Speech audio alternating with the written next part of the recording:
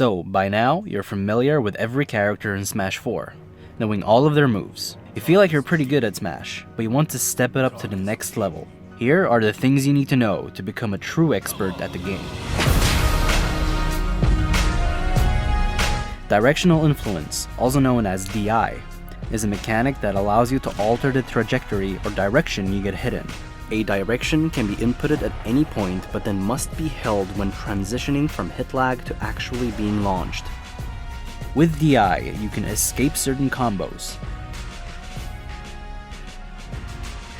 as well as increase your survival. There are two important things to remember. If you get knocked upwards, hold the analog stick away. Pressing up or down won't matter.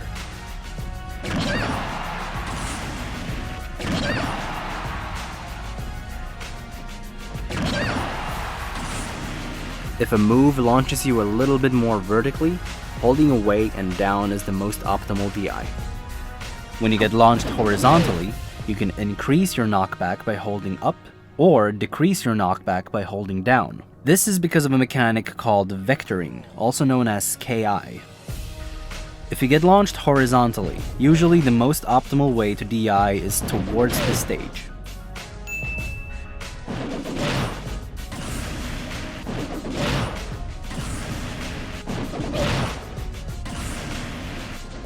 In some rare cases though, depending on the positioning and how the move launches you, holding towards the stage and diagonally up or down can let you survive longer. You will also receive more knockback if you get hit while charging a smash attack. And if you get hit while crouching, your knockback will be decreased. If you're interested in learning how to DI some crucial moves, check out the video in the description. Smash DI influences the character's position as you are in hit lag. The main use of this technique is to get out of attacks with multiple hits. The most efficient way to smash DI is by rubbing the analog stick.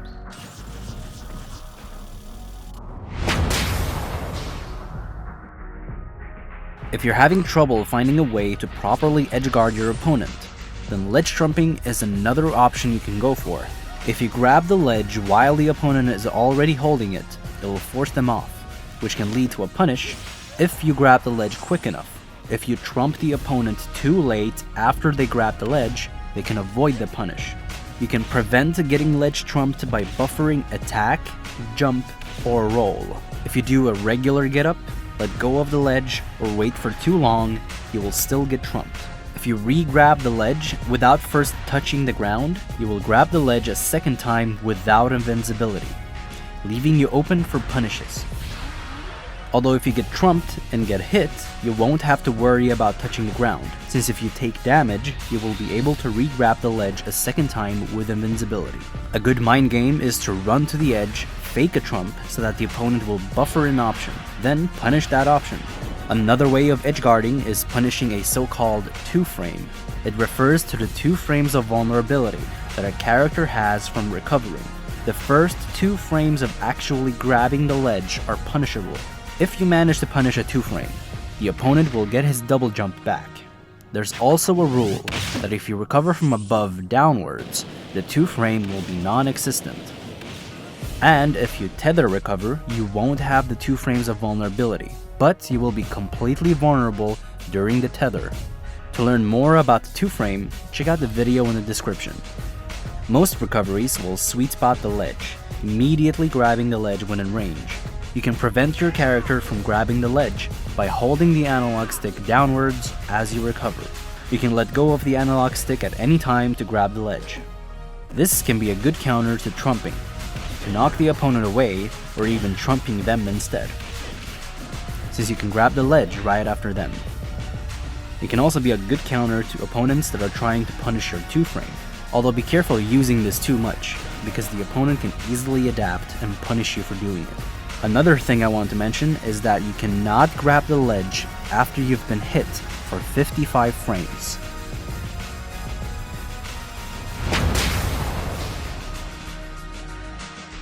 This is a mechanic that makes a move weaker the more you hit an opponent with it.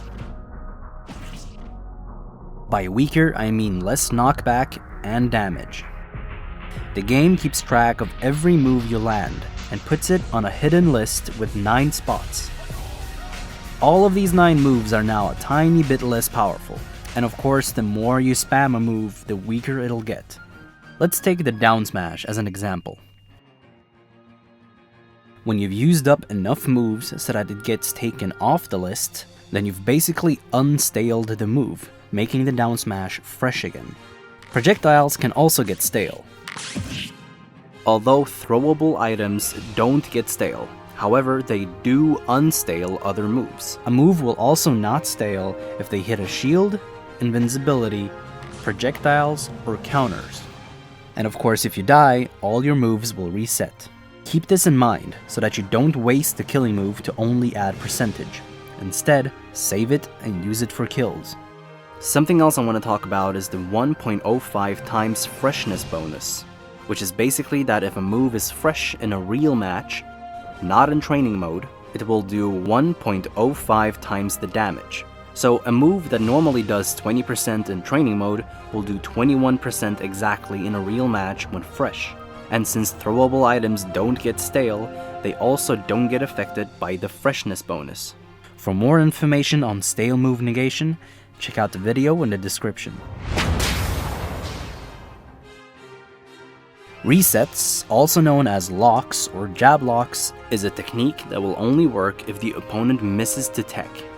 By resetting the opponent, you will force their character to do a normal getup.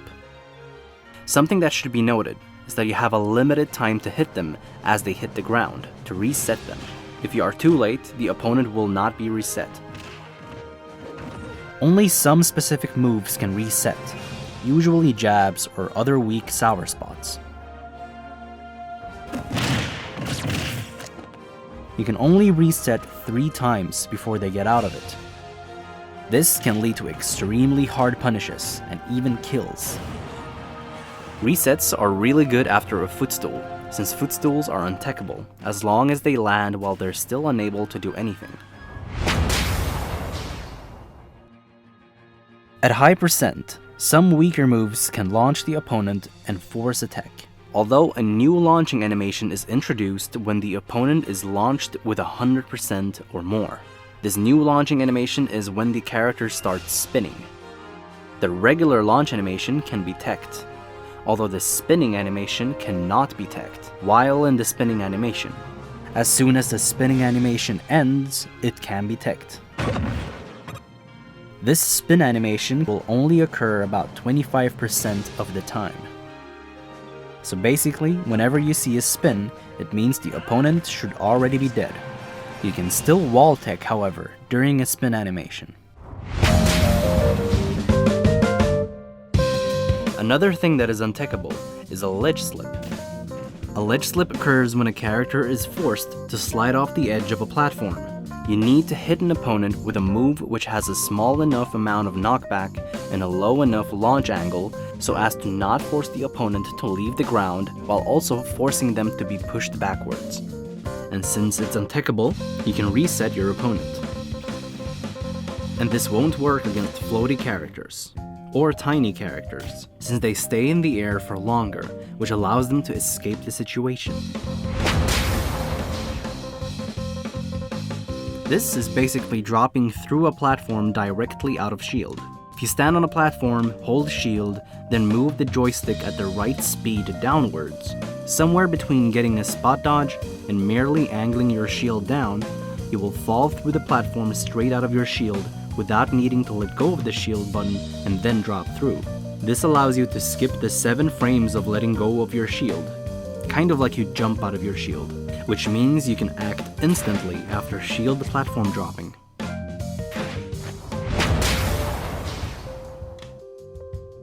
Dash dancing is done by quickly tapping the analog stick back and forth. It's useful for confusing the opponent and possibly forcing a reaction. Another technique is extended dash dance, or dance trotting.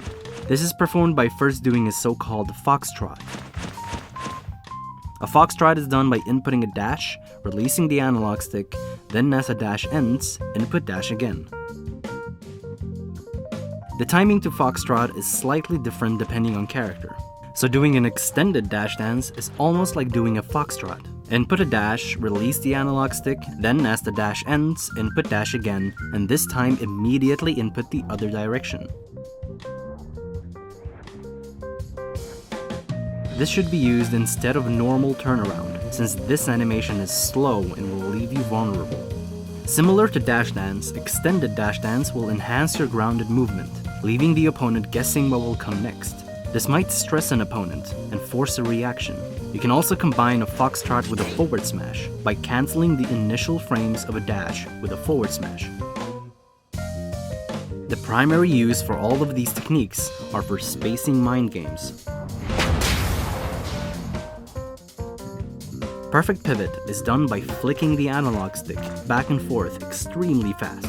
It's crucial that the second joystick input can only be held for one frame only, meaning that it has to be the slightest of flicks so that the joystick immediately returns to neutral.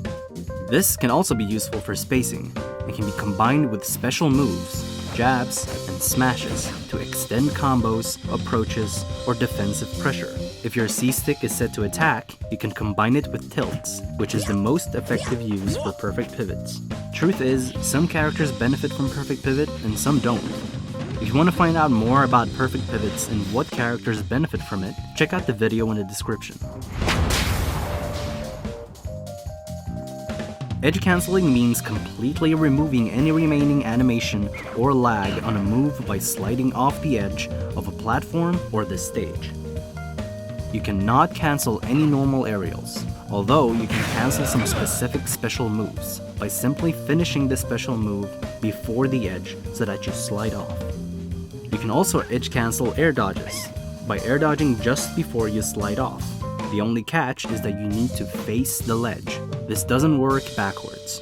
If you want to find out about all the special moves that can be cancelled, check out the video in the description. If you notice that your opponent is shielding and looking to punish an aerial with a grab, you can instead fast fall the jump and grab yourself. This is called Tomahawk grabbing and is very useful for a ton of characters. All aerials can be frame cancelled, or frame synced. It's just that some are easier than others, because some aerials have more hit lag. Basically, during hit lag, you continue to slowly fall, and then if you were close enough to the ground when you hit the move, you can actually land during your hit lag frames, at which point the remainder of your hit lag frames will be experienced at the same time as your landing lag frames. So by the time the hit lag is over and the opponent is launched, you've already waded through some of your landing lag, allowing you to act sooner after launch than you normally would be able to. This is a difficult advanced technique to pull off, and while it works for all aerials that aren't projectiles, only some will get a noticeable benefit from it. You cannot frame cancel against shields.